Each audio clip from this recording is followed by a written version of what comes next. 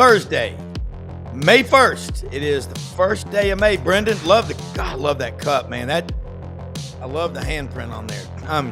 Need some good coffee in there. It was made a long time ago. It says "Go Poppy" for Buddy Martin. It says "Go Gators" on the inside. Notice it's orange and blue. I like that. Everything in my house is orange and blue. That's right. It's a beautiful color.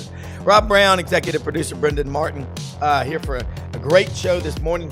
Coach Matt Dean in Memphis checks in with us. Then we will have Auburn Baseball coach Butch Thompson on here in a couple of minutes before they get a quick practice in and then scoot off to Knoxville to play the Volunteers. And Gary Harris will check in with us in the second half of the hour. John Hartwell out today. Studded program today, sir. It is going to be fun. Guests. Yeah, and look, what do? Take a picture of that QR code with your cellular phone. We're on X, YouTube, and Facebook. And man, Brenden Martin, what he is doing, in front of you and behind the scenes, making this channel grow, it's unbelievable, folks. You cannot get better behind the guy. And we're not, and it's not just replays all day long like some of these networks are. It's live content. Live content, and I got the whole thing planned out in my head, bro. It's gonna be exciting in this offseason. We're gonna hit football season in fuego. We are, and look, Brenden, team. Keep in mind, SEC Football Media Days, July 14th to the 17th. So I got our room for us. Looking forward to. We are going to have a blast up there. Mallory's over there. You'll get to meet Mallory and Tyler and Chandler. Everybody's there. Billy Roberts. Going to be a lot of fun. So let's get started right now. Coach Matt Dean, who is going to be back on the bench coaching again. He's licking his chops, man. One of the best guys you'll ever meet out of the Quad Cities. Matt, before Coach gets on, I got to ask you this quick question. There's a little bit of vacillating going on with the judge, Claudia Wilkin, out there in California, and we'll get to that. But let's get right to him. Batter, swing, batter. Coach Butch Thompson. I love this guy. He is one of the most positive guys, and I think I quote you, Coach, on a daily basis. What do you say to people when they're walking from the dugout to the plate and the crowd is going crazy? Don't ever let the moment be too big. And you also have said some of the best advice. The problem with a lot of people in today's society is they're not swinging too high and missing. They're aiming too low and connecting. So one of the best in the business out of Coontail, Mississippi. I got it proper. Coach Butch Thompson, how are you? Hey, good morning, guys. War Eagle. War Eagle. Hey, you're in the that is the baseball complex there at Auburn. What you are doing down there, building and these crowds and all, it's incredible. Coach Matt Dean is on with us, who's been coaching women's basketball a long time. Brenden Martin, our executive producer in Ocala. But let's talk some SEC baseball and what you're building there, because it's really special. Well, good morning, man. Nice to join all three of you guys and all the listeners out there. It's pretty incredible what's happening across college baseball, and especially the SEC. The brand, the game has just continued to grow. We're in a unique space, which I'm sure takes a lot of time on the airways of everything going on in college athletics right now. But we're in a stretch run now. We're down to our last 3 weeks of regular season play. And it's amazing how, it feels like 14 or 15 of the SEC baseball teams are fighting for their lives, positioning. And we have a vast majority of our conference that understand the importance of every day these last 3 weeks to try to put your program in the best position possible for your conference tournament and hopefully for the postseason. Coach, again, I go back to the crowds. Plainsman Park holds roughly 5,000. You had over 7,000 at the Auburn Spring scrimmage. People hanging off the parking decks and all. You got to love this, don't you? Yeah, it takes about 10 years probably to create some of this stuff. We have, I think the last time I visited with you, this is 4 years in a row where we were having some growth happening. We've had, largest yearly attendance 4 years in a row. Now, of course, these expansions coming online this year has allowed it to grow at a higher rate. So we're pretty excited. We've already eclipsed last year, and we still have one more SEC series at home and in a non-conference game. So we're pretty excited that we're still playing baseball. And now that we're starting May, and I've already eclipsed last year and can can add to it here in this final month. Yeah, and again, Matt Dean, jump in here with questions because I love baseball, and I always tell you this: it's the best sport to attend in person. And like you say, nothing better than Father's Day in Omaha for the College World Series, and you've been a lot.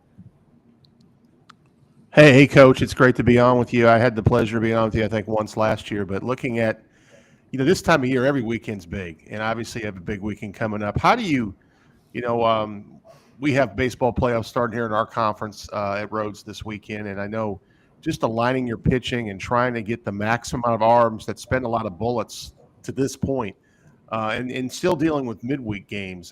Tell me the juggle that you and your staff try to work through to get your best foot forward when it comes to the most important games of the season and going into conference tournament play. Yeah, I think you basically, after you've played 40 plus games, you know your lineup, you know your pieces, and this whole thing is about keeping the pitching together where they can meet you in the moment, and it can get away from you. And I think when to hold a pitcher, when to dig into a pitcher, say a reliever, and you dig into them 2 or 3 times a week. Eventually, if that trend doesn't stop, there's consequences. So I think one of the biggest things we do as head coaches at this time of the year, to your point, which makes it an amazing question, is how you handle your pitchers and know when to push and tuck. I have to tell you, we have an amazing freshman pitcher, and it's so hard to play as a freshman at the Division I level in any sport.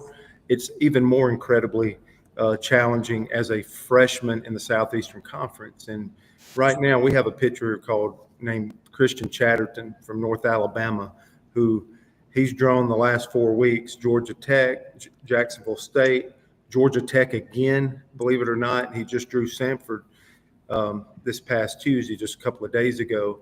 And what he's done is given us 5 or 6 innings on all these Tuesdays and been successful.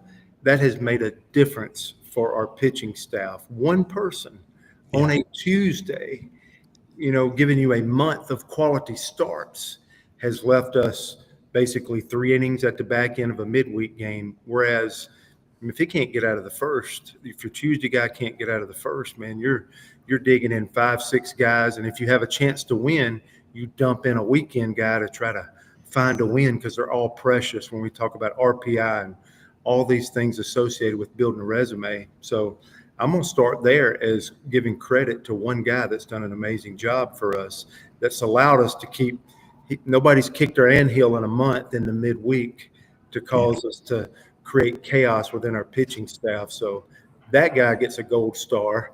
And then, our Friday night guy, our game 1 starter, Samuel Dutton, a transfer from LSU that's just pitched great for us. Again, that quality start, defining that, giving us that 6 1/3, 7 innings on a Friday night, and being competitive and keeping us in ball games and giving us a chance to win the entire season.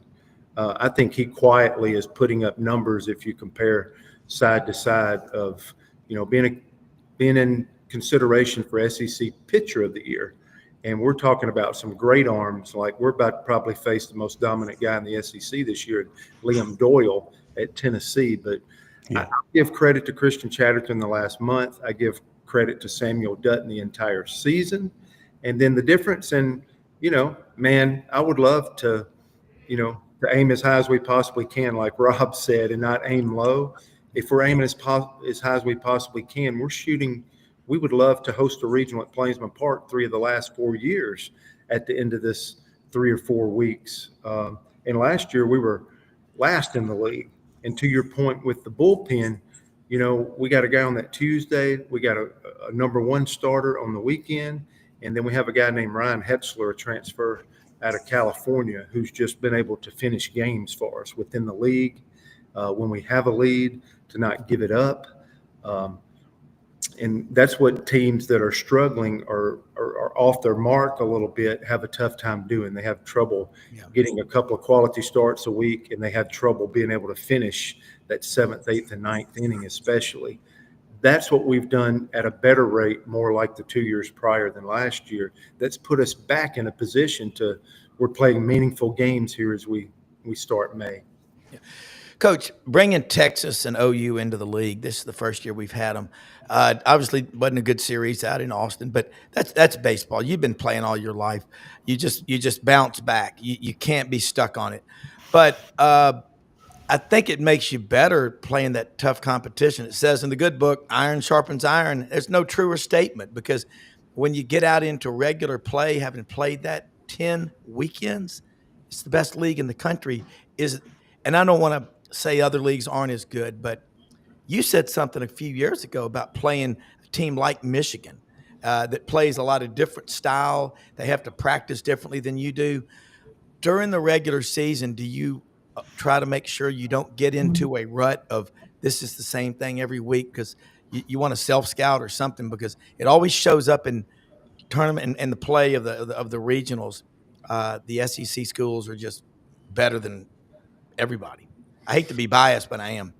Yeah, that's a pretty biased statement you just made up. I'll admit it. Yeah. What I think the SEC presents for its teams is 10 weeks where you feel like you're playing a super regional. I think you can sell to a staff and a group of players that you're about to play 10 super regionals. And the quality of the level of the competition you play, once you finish it, if you survive it, what you are is prepared. Your axe has been sharpened. You probably haven't gotten through it unscathed. You mentioned nobody's had a good trip to Austin this year. And we had every intention of trying to have success going out. So we have won 5 of our 7 series, but we've been obliterated in the 2 series on the road against 2 great teams. So we have success.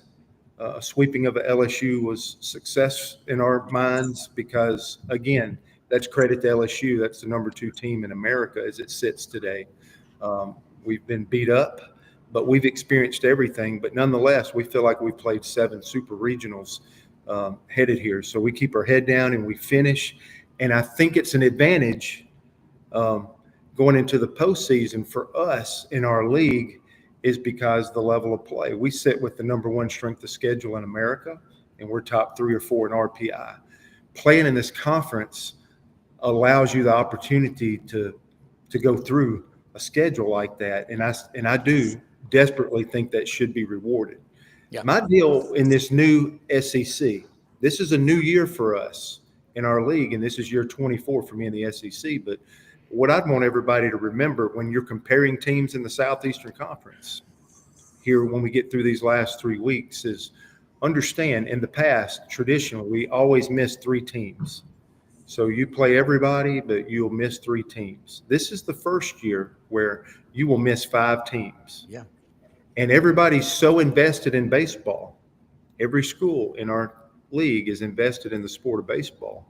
And you don't know before the year starts who's going to be the best teams.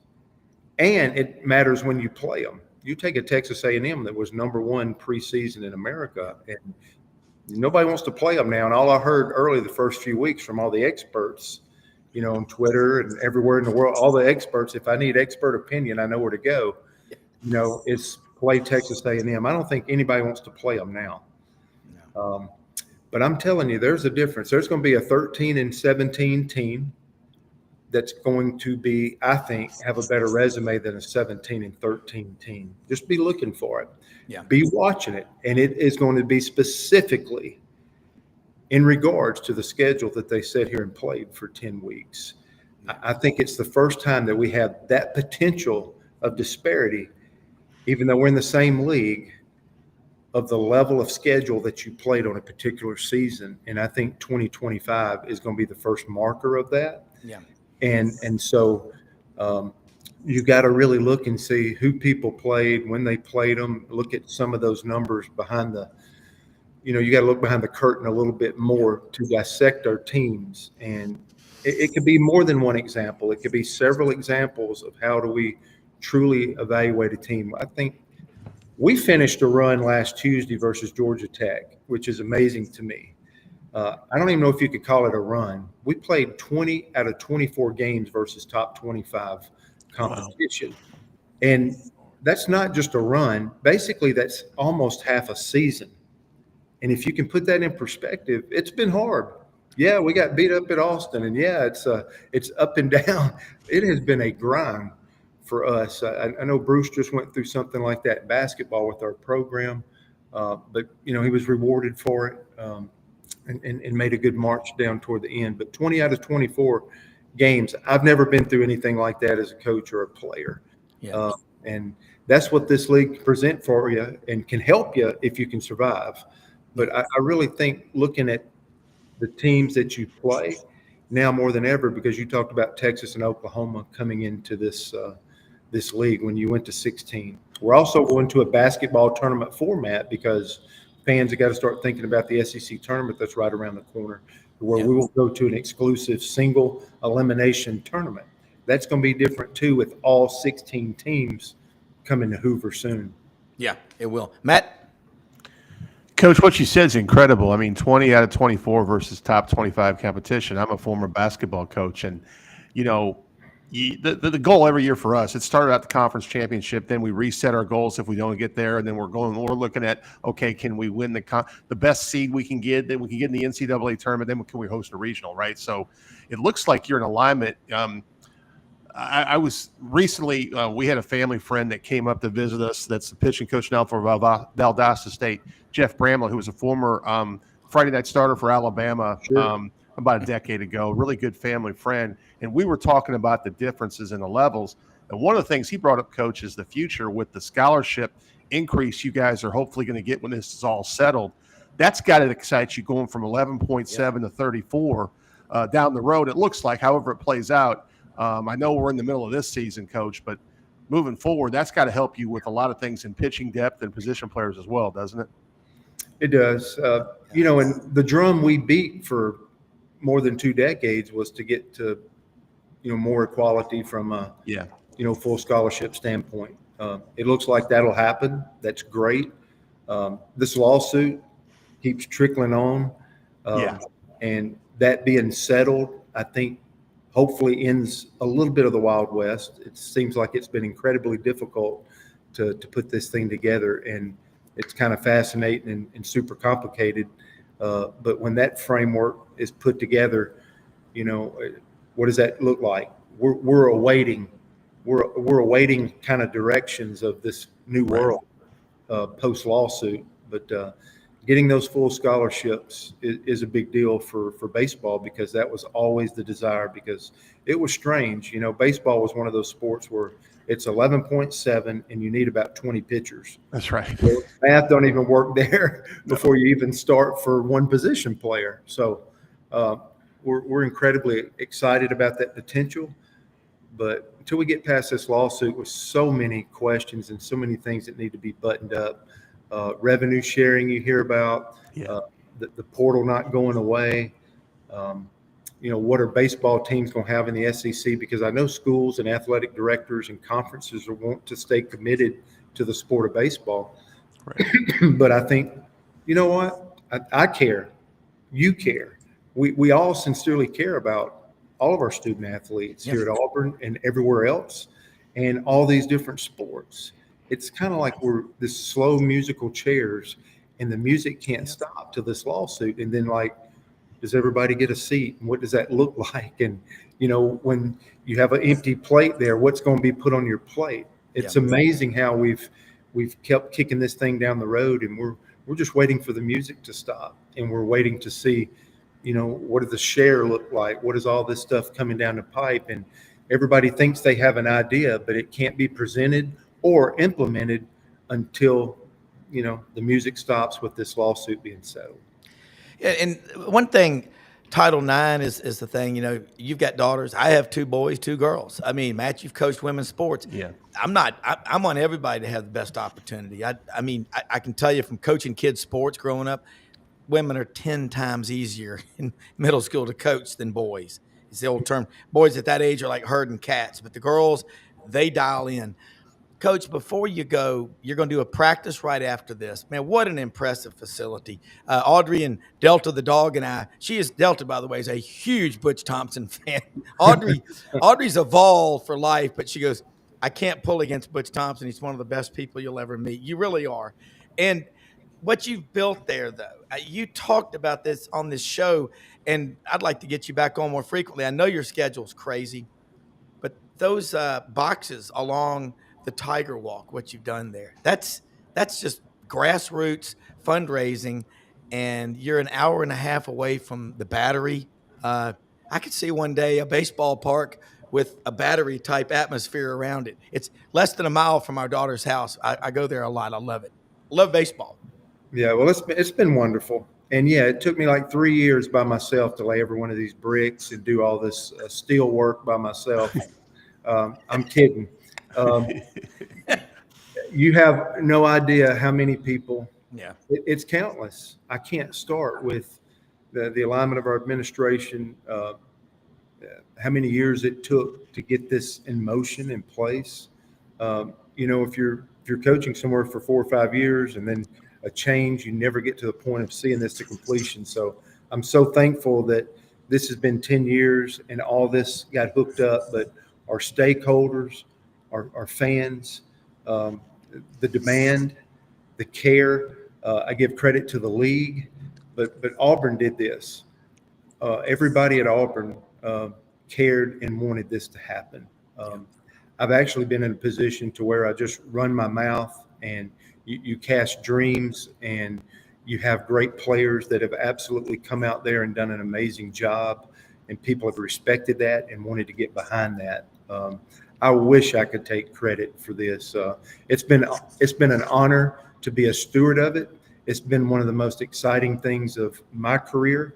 That's been like I perceived it and let it land on me as a blessing. It's been amazing, but this is Auburn's, and no coach, no person, you get in a lot of trouble when you think you're bigger than the institution, when you think you're bigger than a program. So we should all stay in our proper place. But I will tell you, I'll give an account that this has been one of the most awesome things I've seen from the beginning, to the Auburn people to move on a vision and to see it to completion and to see them enjoy it, and to see a team out there that's playing hard for them this year. And the season has been a joy. Yeah, and one of your biggest advocates is my fraternity brother from Thomasville, Alabama, in L.A., Pat Cornelius, and he watches this show a lot. And when we were in college, we would go to the baseball games. They're totally different than it is, but you got a lot of people, and I'm one of them, that are fans of what you do, and I hope you stay there and for your entire career. But before you go, y'all go to Knoxville. What's the mindset of the team? I like you calm me down, and I'm drinking some coffee here out of my Hewlett and Dunn cup. But this is a tough league. In your Friday night starter, let's talk about what you're going to try to pull away from there, and then let people know how they can follow you, and we'll do it again. Yep. Another huge trip for us, another top team. This will be our 5th road trip in the SEC, all against top 10 teams. Wow. So it's incredible. It's amazing. Tennessee, defending national champions. I don't know what you want me to use the roof on Tennessee and do. We're going to see the most, dominant starter, electric starter here to start game 1. I'm trying to change it up for our guys. We have exams starting on Monday. Don't forget, these guys are still in school. I think we forget about that. So we're trying to practice here at 9:00. We've been going to the other team's venue and practicing at night. I'm cutting that out. I'm trying to get our feet back underneath us, and we're going to practice here in Auburn. We're going to travel to Knoxville. We'll study a little bit. We'll study on our classes. We'll study on Tennessee. And just try to be a little fresher. We'll go to their park in the morning, since it's a night game tomorrow night, try to get on that turf for 10 minutes and hitting the cages a little bit. So I'm trying to not do the same thing over and over and create insanity. I'm trying to create a different routine, if you will, for our student athletes to give us hopefully a different outcome in a series. But I don't think, with bragging about our schedule earlier, I don't think it's who we play. We're way past that. It's how we play. And I'm going to talk and lean into our players about the quality of our ball club, all the characteristics that we possess that can be successful in a game of baseball in a series this weekend. because we do respect our opponents, and you always should. Yes. This is one to be respected for sure. But I don't think it matters who we play anymore. And that's a good mindset moving forward. And that's one of those things I'm talking about. Our league is just, you can sit here and you're playing the fifth on the road, top 10 team. It's about how we play. And that's what we're going to lean into this weekend against the Volunteers. Yeah. Well, Coach, I know we promised to get you off on schedule because you got to practice in a few minutes, but what a treat, and want to do it again soon. Let them know how they can follow you, and best of luck this weekend. My wife isn't watching. Yeah, I think Twitter's at 3 Strikes, and Butch Thompson at auburn.edu. If I can ever, help a fan answer a question, I promise to get back to you within the next 6 months. How about that? There you go. Safe travels, Coach. Thank you. Yeah. Well, I like he will get back to you actually fairly soon. Matt, as a coach, and Brenden and I, we're very blessed to get to talk to people and coaches like Butch Thompson.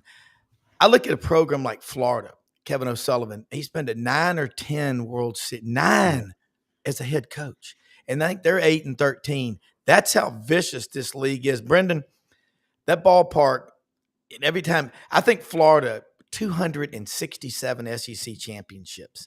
They're good in everything. And 8-13, Florida gets hot. I mean, I don't think there's anywhere to hide in this league. If you win 14, I think you're in to host a regional. With the strength of schedule, that stuff matters. He really got into that, and I learned a lot. I'll go ahead and take that, Brenden. Yeah. I didn't know if it was directed. No, I didn't know if it was a question, Rob. Yeah. I was, Kind of more of a statement. We got to work on. Is it a question or a statement? So that's what we're going to. It's a suggestion. It's a suggestion. It's a statement 100%. question. All right. But I think what I learned today is, first of all, I've been on the show with Butch before, and just what the humility he has, and the professionalism, and the level of excellence to do it that long at that level, man. What a treat, Rob, with a great interview. Brenden, great graphics there at the park. I mean, we had a saying when I coached, and he kind of set it out: respect everyone, fear no one. And that's, a mentality. It's like, hey, we're not going to take anything for granted, and we're not necessarily scared of. We lost him, Matt. Your cable came undone there, buddy. We'll check it out. Cable came undone, but we've lost you. You're on mute. It's all right. All right, shit. Okay. Oh, there you go. Now you're back now. When I cussed? Okay. That's okay. We're good. You can say shit here. No, but Don't ever say shit again. I'm sorry. No, we've had. No, you're really fine. You got me. We had a the famous FCC's football coming coach. down on you now, buddy. They're black helicopters coming to your house. We had a future Hall of Fame football coach one time drop the bomb on here, and after the show, he goes, "Did I say?" I said, "Coach, don't worry about it." You're good. You're good. Let's talk to Gary Harrison. He's in. We got a limited time. We'll segue into that and say WVUA Channel 23 in Tuscaloosa, sports director, Tide 100.9, Tider Insider TV with Rodney Orr Tuesday nights at 6:30. One of the best, boots on the ground.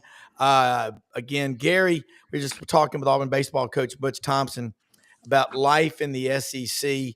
There's nowhere to run, nowhere to hide. Martha and the Vandals, I give them respect for that. But Gary, what's going on in Tuscaloosa? I think there is, I asked yesterday to Rodney Orr Tuesday. We're talking about fundraising. Remember the 10-year, $600 million capital campaign that Greg Byrne launched right conveniently during the virus about Alabama raising more money? With what we're hearing about Texas, Kirk Bowles, 51 years with the Austin American-Statesman. Last summer at Media Days, he drops the bomb. He moved to the Houston Chronicle. But if Kirk Bowles says it, it's probably true. And that 35 or 40 million Texas just for football, I guess that includes the 21.5 million they're projecting from the House settlement or whatever. But what's the mindset at Alabama about fundraising? And because Alabama's got a hell of an athletic program. Well, first of all, you asked what's going on. Well, only the president of the United States is coming to town this afternoon. So I knew that. You can imagine what it's going to be like on campus, and it's probably going to cause some logistical issues for me since I work over in the stadium. But traffic shouldn't be bad, Gary, should it? No. Well, I'm just hoping they have access for me to get to work. But as far as the money situation, it kind of, we've been discussing it for a while on this show. It kind of is what it is, and I think that you look at professional sports and competitive balance is important. That's why they have salary caps. That's why they have free agency rules. That's why, if there's a trade that seems completely out of whack, sometimes the commissioner will step in and not allow it. I am worried that competitive balance in college sports could get out of whack. And I know people will say there's no way in the SEC, everybody wants to win. And I get that. But at the same time, if Texas is going to spend, 35, 40 million, whatever on a football budget, other schools aren't going to be able to spend that. And so until some of these guidelines that we keep talking about are, they're coming. Now, how many times have we been saying that on this show? Oh, well, when the house settlement comes in, the revenue sharing and all that. But right now, it just appears that it is as much as you can spend right now. Some schools are going to spend more than others. So you ask about Alabama specifically, Rob, I can't really tell you. I think this. I think that Greg Byrne, and this is just me talking, is one of those athletic directors that is hoping there's some guardrails put in place. I don't think, and I hope Alabama fans don't take this the wrong way and, oh my God, have skies falling. But I don't think that the way it is constructed right now, or not constructed, I guess, because there's no construction of anything other than just freelancing. But I don't think Alabama can spend what Texas is spending. And I don't think Alabama in football right now is spending what Texas is spending. I don't think they're spending what Auburn is spending. I don't think they're spending what Georgia's spending. I don't think they're spending what some of these other schools are spending. And I think Alabama, I do think, has a good understanding of what it wants to do. And the fact that they didn't have any scholarship players go in the portal is remarkable to me. So everybody's bought in. And then obviously the coaches, I guess, are happy with the roster. So we'll find out in the fall if this is a good move. But you see what Texas is doing. You see what, I say Auburn, they've been going after this, the spring portal. They were heavily involved. Other schools are, but it looks like Alabama's still trying to kind of maintain order, if that makes any sense. Mm-hmm. And, they signed a few players in the December portal, but in the spring portal, other than 2 tight ends, they haven't done anything. So it seems to be a different strategy than most of the schools are employing. Most of the schools are like, hey, anytime there's a portal open, we're going to go for the best players in the portal. And Alabama doesn't seem to be taking that stance. And I know in some other sports, I think in men's basketball, they're certainly trying to spend. But in a lot of sports, I think Alabama's spending less on NIL than other schools are. Well, here's where this money comes from. Obviously, they got a lot of alumni. But here's I thought the antitrust laws were put into the Sherman antitrust laws to avoid monopolies and cartels. And so in the state of Texas, the state legislature each year appropriates 65% of the oil and gas revenues to the University of Texas in Austin. They give 35% to Texas A&M. Okay, Texas's endowment is $43.6 billion. That's the latest number I have. A&M is $19.6 billion. All right, the Permian Basin out there in Midland, Odessa, West Texas produces on average 4.26 million barrels per day. How are you going to compete with that? They don't even have to go ring the fundraising bell. They've got a gravy train with biscuit wheels. Matt? Well, you know what's interesting, and Gary, please correct me if I'm wrong here, but except until I'm going to talk about football for a second here. Except before Sark got there, Texas has been struggling for over a decade trying to find a football coach that could show them the promised land. So, hey, listen, money matters. There's no doubt. But I think now in the world we live in, and I think to an extent, that's why we see Coach Saban on game day and not on the sidelines. This whole thing is just so out of whack in terms of kids walking in and saying, I really liked my salary last year, but I think it needs to double or triple. And you're just like, you can't manage that. Coaches didn't get in the college level. I mean, we're talking about capologist stuff here. We're talking about GM stuff here. That's not the college game. So I think the credit now goes to the teams that are utilizing the portal the most, and they're getting those big commitments. But you still got to coach. You still got to win the games on the field. I don't care what you say, Rob. I get what you're saying, but Texas hasn't won a national championship football last 2 years. I know they've been close, and maybe Arch Manning's going to take them to the next step, but it's still about how you manage that and how you coach your team. No, I mean, I totally agree. And my next point I was going to make was, since 1970, the entire state of Texas has produced one national championship in football, 2005. Right. And in the 14 years, Gary and everybody, before Texas joined the SEC, I think they had 9 or 10 seasons where they lost 4 or more games. They've come into the SEC and they've taken away the advantage that A&M had in recruiting, and they're running with it. But go back to Alabama, Gary. You said something very prophetic a couple of years ago on this very show. You said Alabama is a little bit late to the NIL party because the Alabama fan base is like, we are the pinnacle. We're the tip of the spear for college football. Why do we have to do this? And, they called it the Saban discount, but over $2 billion of NFL contracts from players drafted that Nick Saban and that staff coached. I don't see Texas dominating just because they're going to have more money.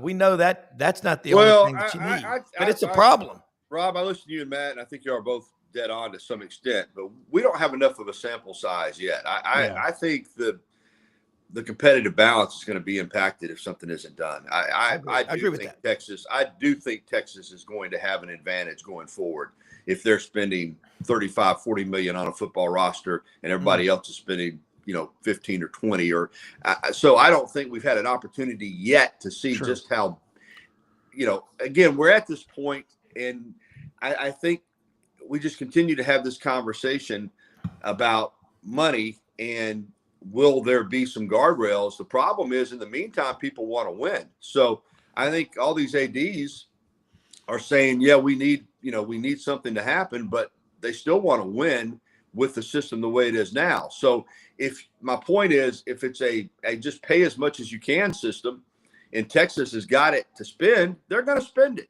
Yeah. They see this as an opportunity. I think there are some schools that see this as an opportunity to have a competitive advantage. And so they'll worry about the new rules once they're put in place. My point is, right now, there is no revenue sharing. There is no cap. So if Texas has $40 million to spend, why shouldn't they spend it? That's the way they're looking at it. If we've got 40 and you've only got 20, too bad for you. Yeah. So in the meantime, until these, and Matt and Brenden, y'all can chime in as well, until these guardrails are in place, the schools that have the cash, or maybe schools in the past that didn't feel like they had as good a chance to win. What's pouring down here outside? If they could come up with the money, they see this as an opportunity. Whereas a school like Alabama, who you're right, Rob, had the system stayed the same, Coach Saban probably, or in my opinion, would still be coaching here, and Alabama still might be dominating. But that system's gone, and I do think to some degree all of the built-in advantages that Nick Saban had put in place for Alabama are gone, and I think it's going to be a tougher task for Alabama to compete at the level they were competing at. And for other schools like Texas, I think you're about to see Texas really take off. I do. I think the kind of football players that they are bringing in and will continue to bring in are going to be better than most other schools are able to bring in. Ohio State is another one. So I do think right now spending money will pay off for these schools. Yeah. Do you think that's what changed it for Saban and those guys? They're like, look, this system's like, they kind of saw the writing on the wall. Because I was saying that earlier when these guys, we talked to Urban Meyer and a couple of these guys a lot of the times. Even Urban says, I don't want anything to do with this kind of coaching. I don't want anything to do with this because because he says that I'm different. The way I recruit, the way I talk, and is it just more of a pro set idea? It's about money, right?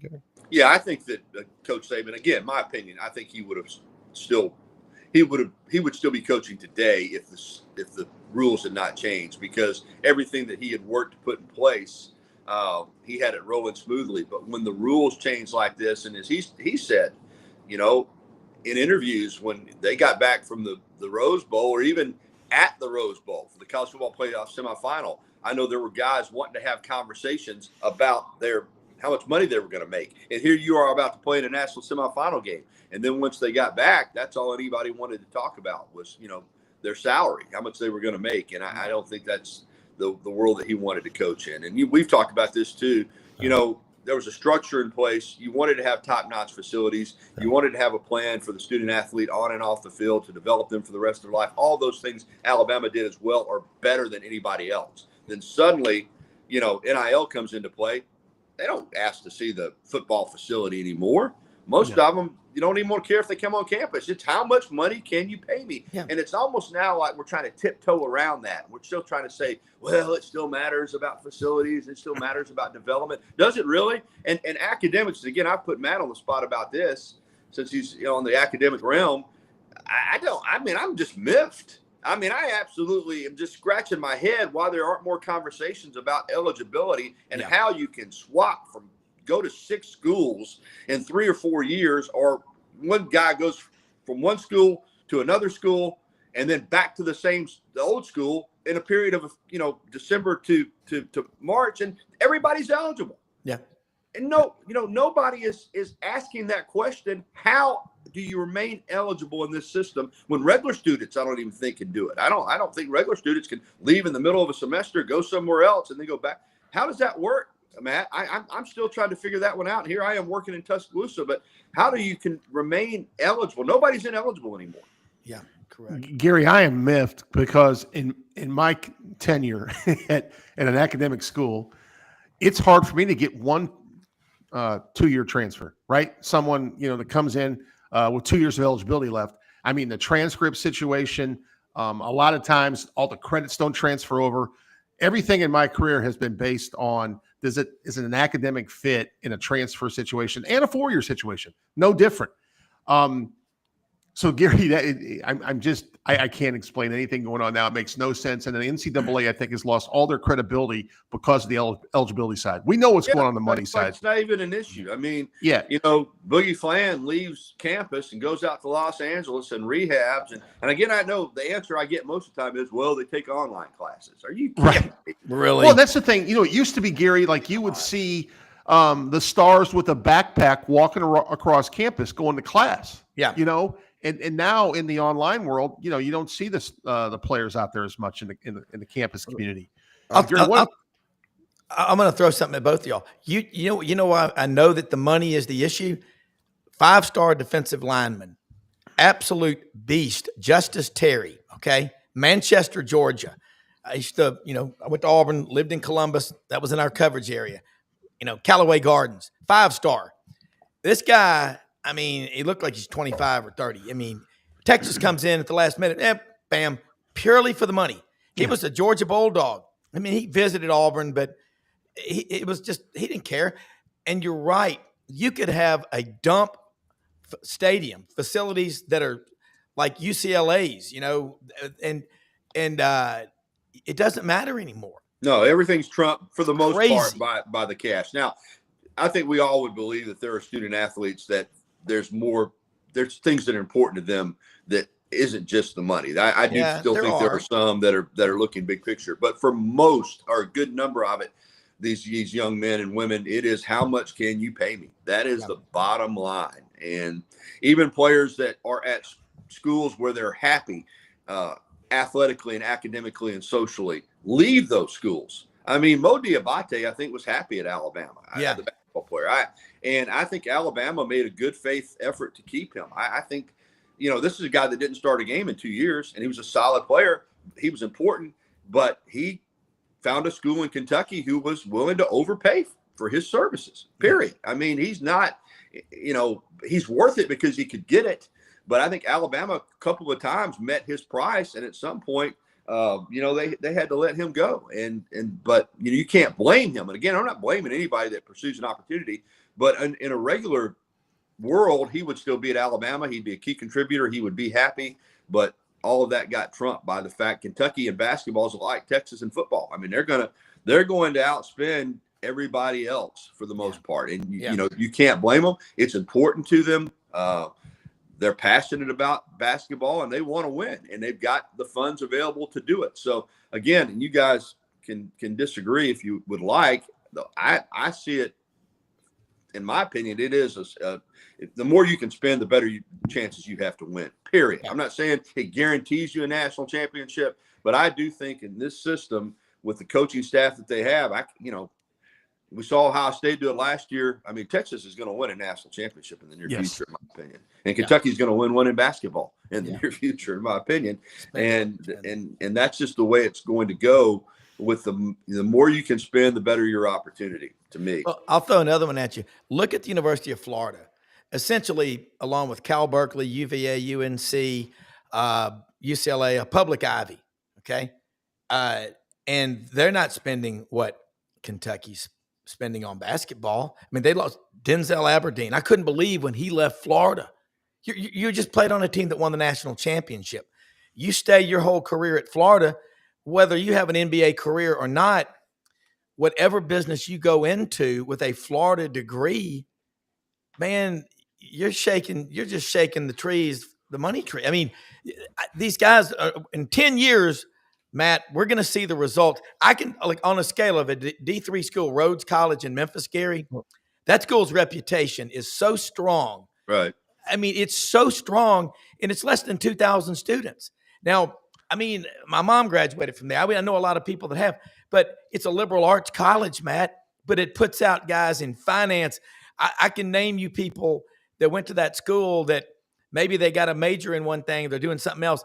They have a $400 million endowment, Gary, for the school of less than 2,000 students. It's academics. You can make a living with your hands. You can make millions with your mind. You still got to get your degree. Matt and Gary, I've been sort of thinking the same thing lately, Gary, is where is academia right now? Because in the past, when I'm growing up, I'm around the CU Boulders of the world and all that stuff, there was football and sports and all this didn't have control of the university and how things were done.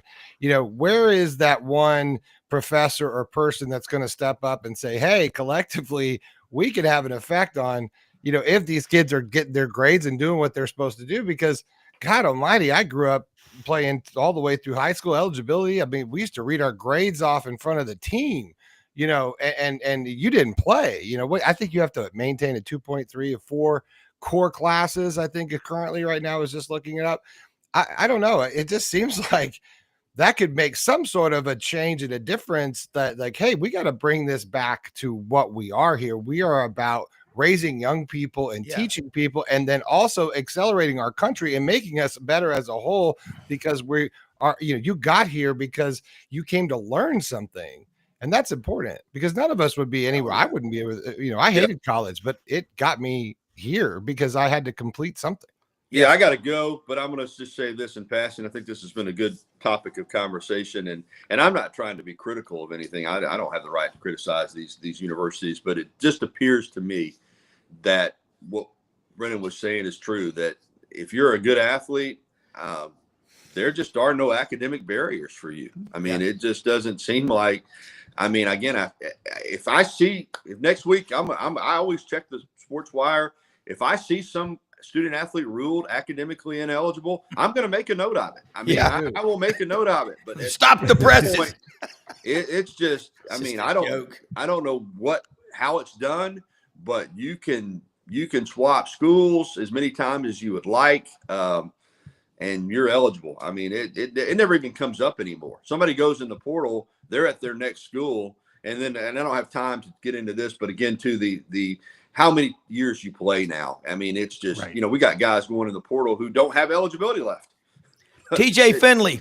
Yeah. I mean, it's amazing. Hey, thanks, guys. Thanks, Gary. Thank you. You're the best. Talk to you it. next week. Brenden, you just nailed it. When I see a player ruled academically ineligible, I might pass out. You know, LSU a couple of years ago, back with more than that, when Coach O was there, had a running back. They somehow missed it. He didn't have enough hours to be eligible, and he missed a football season. That's the only that it used to be. We worried about guys at the end of every quarter or semester being academically eligible. I have not heard in the state of Mississippi, typically the top 40 players, Matt, in the Jackson Clarion Ledger top 40, almost half of them academically were ineligible to get into SEC schools. And look, it is insulting. I think about our intern, Oakley, down at Auburn, a freshman. He works his ass off. And he's really doing well in school. But he said yesterday they have a system at Auburn where all the players can see each other's grades. So that creates some accountability. Hell, they damn sure don't let the parents see them anymore. They got all this privacy stuff. But, Matt, Brendan's right. What is college for? What's going to happen if these guys – I can already tell you what I've heard from a doctor who said these kids that are coming in today, a lot of they're doing their residency, they can't handle the 36-hour shifts. They're whining and going to HR complaining, and if we get mad at them and raise our voice, they have a hissy fit. This is trickling into everything we do. I can tell you this, though. I'm damn proud of most of the people that I know and my kids' friends. They're not like that, but there's a lot of people that are. They hit a speed bump, and they don't know how to go any further. Rob, one of the last things I want to say today is, this is an SEC show, though I work at a very highly selective level. I work in a situation where it's the purest form of, amateur athletics. And I was at a baseball game last week. I'm sitting next to two tenured faculty members, and not only are they watching the game and into the game, they know our roster. Most of these guys are in their classroom, and it's really refreshing. A lot of our seniors already know they have jobs for next year. Yeah. My son was fortunate to get a Rhodes degree. Now he works for Oregon football. But like Gary hit it on the head, and he's right. It's a small sample size, but Texas will win a football championship at one point. And my gosh, with Arch Manning leading the way, they may be the favorites this year, Rob. We're way ahead of the game in terms of talking about that. But it's pro sports. It is pro sports at college settings, Rob. Yeah. That's, for me, it's the simplified thing. We haven't come out and gave salary caps yet like the major leagues and the NFL does, but it's pro sports, and that's what we're dealing with. Yeah, it really is. Matt Dean, let them know how they can follow you. I know you got a 55-minute meeting, so we'll do it again next week. Great stuff. Yes, sir. I'm back in the coaching realm, Rob, so we got our top recruit on campus today. But at Dino Hoops44 on X, and go to www.rhodes.edu in our athletic department to follow all the Rhodes athletics. It's always a pleasure. Rob, thanks for your time. Thank you. Thank you so much. Let's say something about our sponsors. Winter Timber Outdoors, folks, in Athens, Alabama, open every day of the week. Get all your gear for the outdoor life, the sporting life, all your firearms, your ammunition, everything that you need in the gear. Sitka, Dixie Decoys, Duck Camp. They are located in Athens, Alabama, but they're growing. They're building a store in Auburn on University Drive. Should be opening later this summer, but it's going to be 13,000 square feet. Everything you need for hunting, fishing, all your Yeti coolers, and all the outdoor life. So take a picture of that QR code, Winter Timber Outdoors. Also, folks, I think that, and I want to say Landers Ford, Poplar and Houston Levy, where Poplar and Houston Levy is where Memphis and Collierville come together, is Landers' large, ginormous inventory. They've got the 25 Expeditions in stock. They're bringing them in, but also check out all their Broncos, the F-150s, the 250s. They've got them all, whatever you do. And if you're looking to do a trade-in, talk to Brad Bellamy, the general manager. You're worried about tariffs and prices and all. Bottom line, they're giving employee pricing to their customers. Let them know you heard about it on SEC Sidelines, and they'll take another $500 off. Again, if you're talking about a trade-in, give them an opportunity to compete for the business. Landers Ford. Also, Hewlett and Dunn, boot and clothing company right down the street on the historic square in Collierville. spring fashions are coming in, men's and women's. Always the best selection of boots. And the Danner trail shoes, they got about 6 different styles. Get those. They're great on your feet if you're walking around every day, which we all are. And the Filson, the Barber, and the last of the winter clothing, they up to 75% off. Great leather belts. They've got the STS purses, the Filson luggage, everything. And if you've got a pair of boots you want to get restored, they'll make them look as good as ever. Now, let me say something about a comment from a viewer who said, "What a show. Not one positive item to speak of regarding college sports." I don't agree with that. We're just pointing out if we don't talk about what is happening, we can't fix it. But Brenden probably had the quote of the day about, if we're not preparing these people. Well, did you text? I didn't see that come across here. No, it was just someone texted me that. It's a viewer. You're some viewers. Get on the chat room, Rob's friends. Yeah. Get on the chat room, start talking in the chat room so we can have a good conversation. Yeah. Look, it's not it's not. We love college sports. That's why we do what we do. Yeah. So let's just have a lens there. Let's start with that. Okay. We love what we do. We talk about it. We eat, breathe, live college sports. All right. Yeah. But you can't say that what's happening right now is sustainable for the future, because what we're seeing that this is already starting to degrade 100 years of culture and tradition and things that have been sort of set in place that work, and all of that is in question now. Yeah. Because we're doing things like paying and giving young people a lot of money to obviously to compete and put themselves out there and all that kind of stuff. But that was always what you did to pay your way to get to the professional level where you should deserve to be paid, because education should matter, and these things absolutely should matter. And I was sitting there talking, Gary was talking, and I thought to myself, not like an epiphany, but it's like, hey man, could academia really step up and do something here? Yeah. Could you all as professors come together and save this process? Because I feel like collectively you could. You're educated, you know, and you could hold the standard. Are they using AI? Are they turning in stuff that's not their stuff? Because that's the breakdown. They should be required to go to class a certain amount of time.